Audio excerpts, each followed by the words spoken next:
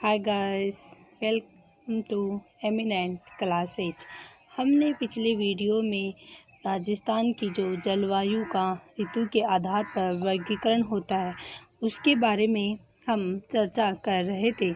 उसी के दौरान जो मानसून में को प्रभावित करने वाली कुछ घटनाएं हैं, उन घटनाओं के बारे में हम आज चर्चा करेंगे। कौन कौन सी जो घटनाएं हैं कि जो मानसून को प्रभावित करने वाली है, तो वो हैं अल नीनो और ला नीनो। इनके बारे में हम चर्चा करेंगे। अल नीनो क्या होता है कि जो अल नीनो है वो एक गर्म जलधारा होती है और उसकी स्थिति क्या होती है कि मान लो कि ये भारत है और ये ऑस्ट्रेलिया है और ये जो है अमेरिका है, दक्षिणी अमेरिका है और ये ऑस्ट्रेलिया है। इसके दौरान जो हवाएं आती हैं, वो जो धाराएं होती है, उन धाराओं के दौरान ये जो पूरी प्रशांत महासागर यहाँ पर उसको 3 डिग्री सेंटीग्रेड से 3 डिग्री सेंटीग्रेड से 24 डिग्री सेंटीग्रेड के 24 डिग्री के दक्षिण के बीच हम बात करते हैं कि अल नीनो क्या है। एक तो गर्म जलधारा है और इसकी स्थिति कहाँ से कहाँ तक है, 3 डिग्री दक्षिण से 24 डिग्री दक्षिण के बीच, अर्थात हम बोल सकते हैं पूर्वी प्रशांत महासागर। और समय काल कौन सा होता है इसका, दिसंबर के अंतिम सप्ताह होता है। और इसका प्रभाव क्या होता है, मानसून का देरी से पहुंचना एवं कम प्रभावशाली होता है। कुछ यहाँ पर क्या होता है कि गर्म जलधारा और ठंडी जलधारा मिलने के कारण सर्वाधिक जो वर्षा होती है वो यहाँ पर ही हो जाती है और इसी कारण जो मौसम का जो प्रभाव है वो आगे नहीं पहुँच पाता है और जो जलधाराएँ हैं वो परिवर्तन नहीं हो पाती है। इसी कारण जो भारत के अंदर भी क्या होता है या अन्य देशों के अंदर भी क्या होता है कि अल नीनो के दौरान अत्यधिक वर्षा नहीं हो पाती है। इसी कारण इसे ईसु का शिशु या महासागरीय बुखार भी हम कहते हैं। इसका प्रभाव क्या पड़ता है, इसका प्रभाव होता है कि जो है देरी से मौसम पहुंचता है एवं कम प्रभावशाली होता है, अर्थात यहाँ पर वर्षा सबसे कम होती है। इसको हम बोल सकते हैं चाइल्ड ऑफ क्राइस्ट या यीशु का शिशु, या हम इसे कह भी सकते हैं महासागरीय बुखार भी इसे कहा जाता है। हम ला नीनो की बात करें तो ला नीनो क्या है कि जो अल नीनो है बिल्कुल उसका उल्टा है। तो ला नीनो क्या है, ला नीनो एक ठंडी जलधारा है और इसकी स्थिति कौन सी है, इसकी स्थिति भी पूर्वी प्रशांत महासागर है। इसका समय काल क्या है, दिसंबर के अंतिम सप्ताह है और इसका प्रभाव क्या है, मानसून का समय पर आना और अधिक प्रभावशाली होना। अर्थात हम बात कर सकते हैं कि जो अल नीनो के दौरान जो नुकसान होता है उसकी भरपाई है वो ला नीनो के दौरान हो जाती है। अर्थात ला नीनो इसके दौरान बहुत बिल्कुल विपरीत है, उसमें देरी से पहुंचता था मानसून, इसमें समय पर आता है और अधिक प्रभावशाली होता है। हम इसको ला नीनो को अल नीनो की छोटी बहन भी कहते हैं। ला नीनो को क्या कहा जाता है, अल नीनो की छोटी बहन भी कहा जाता है। अब हम शरद ऋतु की बात करें कि शरद ऋतु है उसके दौरान क्या क्या होता है, तो शरद ऋतु के दौरान मानसून का निवर्तन होता है। मानसून का निवर्तन कब होता है, अक्टूबर से नवंबर के मध्य और कार्तिक हीट, दो इसमें घटनाएं होती है, मानसून का निवर्तन और कार्तिक हीट। अब हम दूसरी बात करें शीत ऋतु की, मानसून निवर्तन और कार्तिक हीट की हमने बात कर ली थी।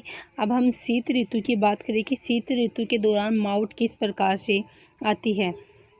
एग्जाम में 15 वर्ड के अंदर माउट के बारे में पूछ लिया जाए तो ध्यान रखना है कि किस प्रकार से आती है। हम इसके बारे में चर्चा करते हैं कि जो ये भूमध्य सागर है, भूमध्य सागर के दौरान क्या होता है कि जो जेट स्ट्रीम या हम बोल सकते हैं उसको पश्चिमी विक्षोभ, तो वो हवाएं चलती हैं। जैसे ये हवाएं चलती हैं, यहाँ से समुद्र होता है, समुद्र से ये पानी लेती हैं और ये पवनें इस प्रकार से चलती रहती हैं। भूमध्य सागर से उठती है तो ये अपने साथ नमी, हवा, आर्द्रता अपने साथ ले लेती है और हवा के दौरान चलती है। तो इसी कारण जो भारत है, भारत के दौरान यहाँ पर वर्षा होती है।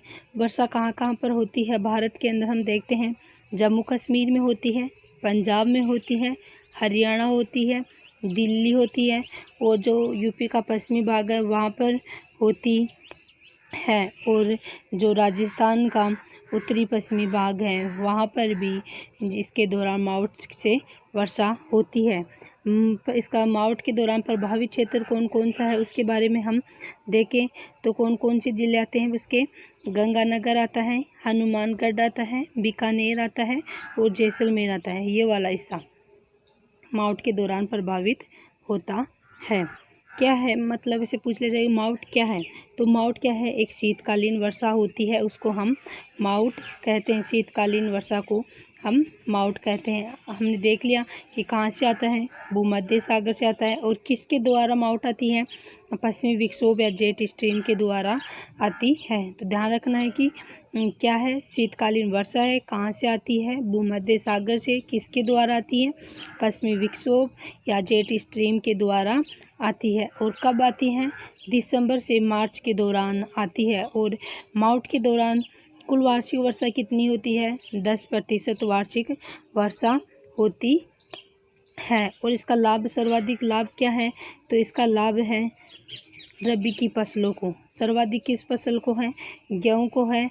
और इसका प्रभाव क्षेत्र राजस्थान में कहाँ पर, राजस्थान का उत्तर पश्चिमी भाग, जिसमें हमने बात की गंगानगर, हनुमानगढ़, बीकानेर, जैसलमेर।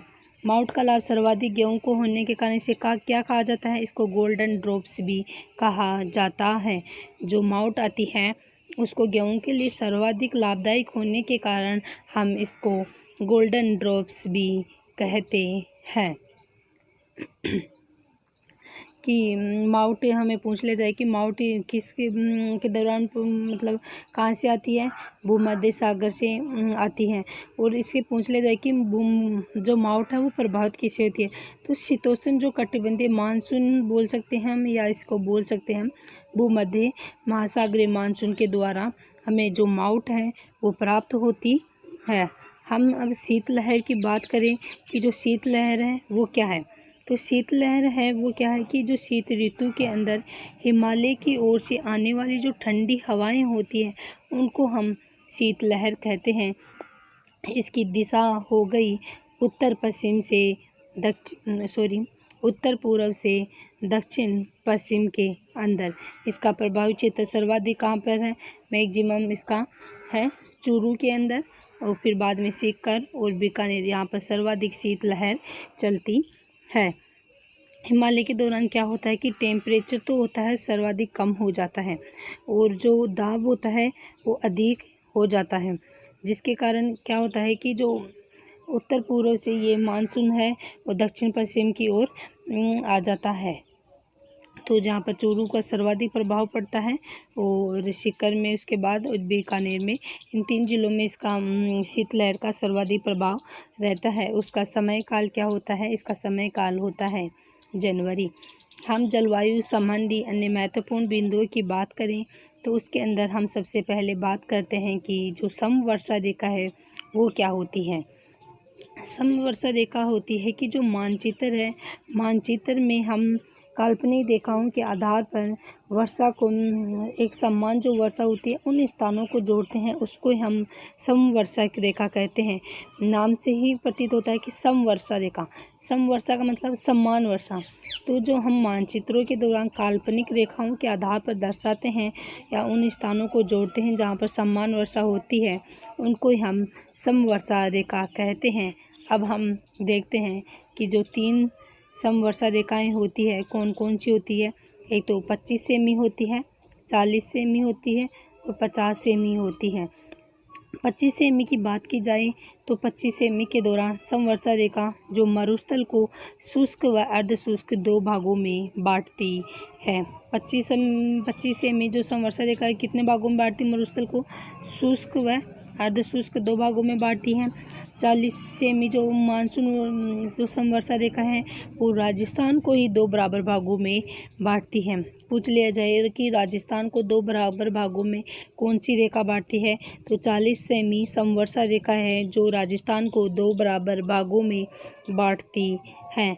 हम अब 50 सेमी वर्षा रेखा की बात करें तो जो 50 सेमी वर्षा रेखा है वो अरावली पर स्थित है। जो पूर्वी मैदान वह पश्चिमी मरुस्थल को अलग करती है। किसको अलग करती है पूछे गए, पूर्वी मैदान और पश्चिमी मरुस्थल को अलग करती है। अब हम समवायुदाब रेखा की बात करें तो समवायुदाब रेखा भी उसी प्रकार है जिस प्रकार से समवर्षा रेखा है कि मानचित्र में जो काल्पनिक रेखाएं होती है उनको एक समान वायुदाब वाले स्थान को जो जोड़ती हैं उनको हम समवायुदाब रेखा कहते हैं। समवायुदाब रेखा कौन कौन सी है उसके बारे में हम चर्चा करें कि जो जनवरी के अंदर है वो अलग होती है और जुलाई के अंदर अलग होती है।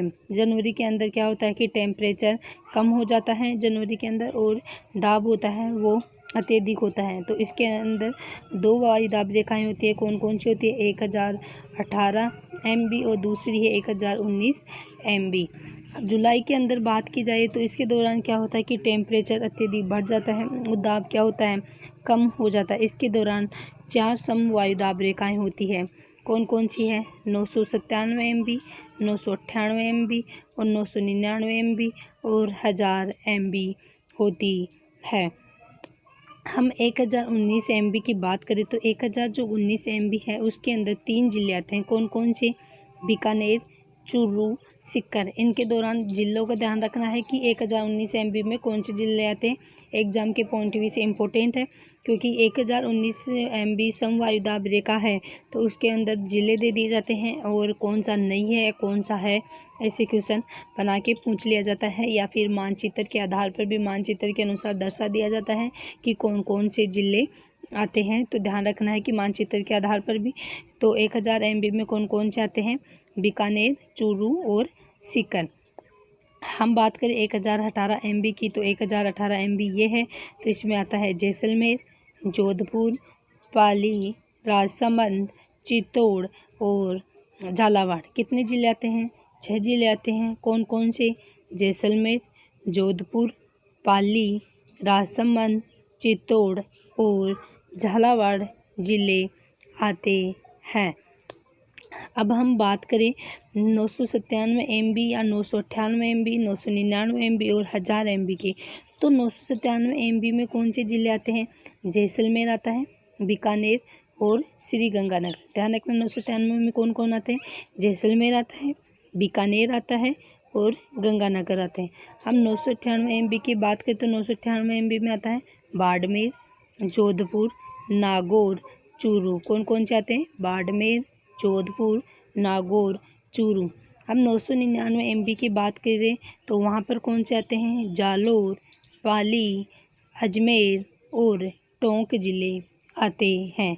किसके अंदर, 999 MB के अंदर कौन कौन से आते हैं, जालोर, पाली, अजमेर और टोंक। 1000 MB की बात की जाए तो 1000 MB में आते हैं सिरोही, उदयपुर, प्रतापगढ़ और जो झालावाड़ ज़िला है वो 1000 MB के अंदर आता है। इसको मैप के आधार पर या मानचित्र के द्वारा एग्ज़ाम में रेखाएं दर्शा दी जाती हैं और जिलों के बारे में पूछ लिया जाता है। ये वुमेन सुपरवाइज़र 2015 में जो एग्ज़ाम लगी थी उसके अंदर पूछा गया था। तो इसका ध्यान रखना है कि कौन सी समवायुदाब रेखा कौन से ज़िलों से गुजरती ही है। धन्यवाद।